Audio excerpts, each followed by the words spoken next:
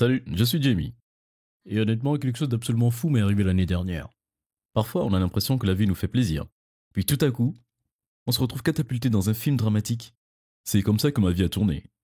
J'ai 21 ans et j'ai toujours été du genre timide, préférant rester à la maison et jouer à des jeux vidéo, ou lire des livres que sortir avec des filles. Mais ça ne voulait pas dire que je ne voulais pas d'une petite amie.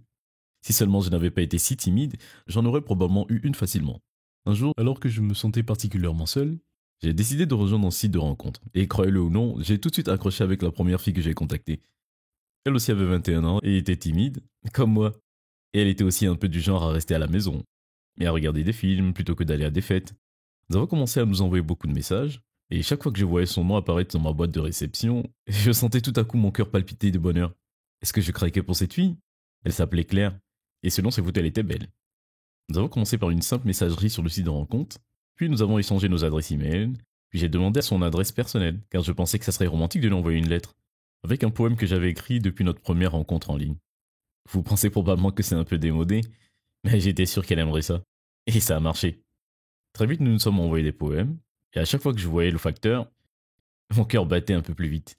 Y aurait-il une lettre pour moi? Après environ 6 mois d'échange de lettres, nous ne pouvons plus attendre, et nous avons donc commencé à parler de notre rencontre. Nous n'avions pas fixé une date précise, mais elle lançait des dates, et même si j'avais hâte de la rencontrer, je me sentais toujours si timide. Et si elle ne m'aimait pas dans la vie réelle? Je lui ai envoyé un poème en essayant d'expliquer symboliquement cette peur que j'avais. Je lui ai aussi demandé de me retrouver dans mon café préféré le week-end suivant, si elle était libre. J'ai même proposé de payer son vol. Puis j'ai attendu sa réponse. Normalement, elle m'aurait répondu au moins d'une journée, mais après 3 jours, j'ai commencé à paniquer. Et si elle ne voulait pas venir, et qu'elle avait évité de me répondre, parce qu'elle se sentait mal à l'aise, m'avait-elle évité?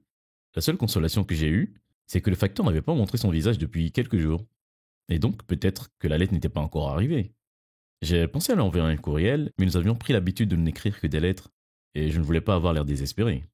Alors j'ai attendu, et attendu. Sa réponse ne m'est jamais parvenue. On se rapprochait de la date à laquelle je lui avais demandé de me rencontrer, mais je savais qu'elle ne viendrait pas. C'était trop beau pour être vrai. Il se trouve que je passais devant mon café préféré quelques jours avant notre rencontre, et j'ai alors décidé de passer prendre un chocolat chaud et de lui écrire une dernière lettre, pour lui demander si tout allait bien.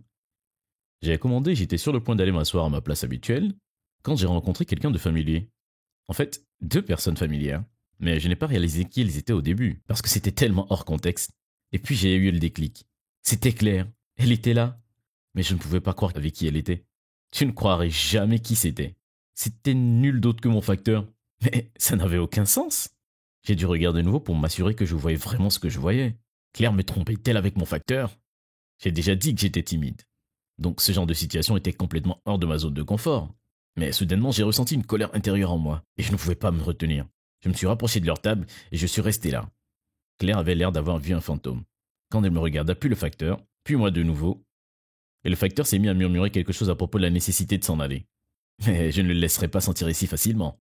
Et maintenant que j'y pense, il avait agi de façon un peu sournoise avec moi récemment, quand il livrait les lettres de Claire, et je me demandais pourquoi les enveloppes semblaient un peu abîmées. C'était tellement dingue. Le facteur était plus âgé que moi d'au moins 10 ans, et même si nous avions la même coiffure et la même couleur de peau, c'était à peu près tout. Comment Claire nous avait-elle confondus? Je n'ai même pas eu besoin de demander comment c'était arrivé, parce que le facteur me l'a immédiatement dit. Il avait remarqué la fréquence de nos lettres, et était devenu curieux.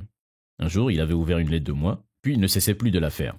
Il disait qu'il était devenu obsédé par nos poèmes, et que cela s'est transformé en une sorte d'envie, et qu'il avait alors prévu de modifier la date, à laquelle je lui avais donné rendez-vous dans ce café, pour pouvoir la retrouver à ma place. Il avait même payé son billet d'avion. Il avait l'air si contrarié et il s'est excusé, mais je m'en fichais. C'était horrible. Comment a-t-il pu piéger Claire comme ça? Claire était très contrariée, et elle a tout de suite suggéré de le dénoncer au chef du service postal. Il a par la suite bien entendu été licencié, et mes craintes n'avaient donc eu lieu pour rien. Claire et moi, on s'entendait encore mieux dans la vie réelle qu'à travers les lettres. Et maintenant, on peut même rire du jour où elle m'a confondu avec le facteur. Elle a toutefois ajouté que lorsqu'elle l'avait vu pour la première fois, elle avait été choquée car il ne ressemblait en rien à ma photo, et que j'étais beaucoup plus beau. Eh bien, je suppose que tout a fini par s'arranger, du moins pour moi et Claire en tout cas. Bien que nous vivions toujours dans des états différents, nous projetions notre avenir ensemble. Et si tout devait bien se passer, j'allais alors faire des études pour mon master à l'université de sa ville natale. Nous n'aurions plus alors à faire de longues distances, mais Claire m'a fait promettre de continuer à écrire des poèmes, même lorsque nous vivions ensemble. Je le ferai bien sûr, Mais je ne ferai plus confiance à un facteur.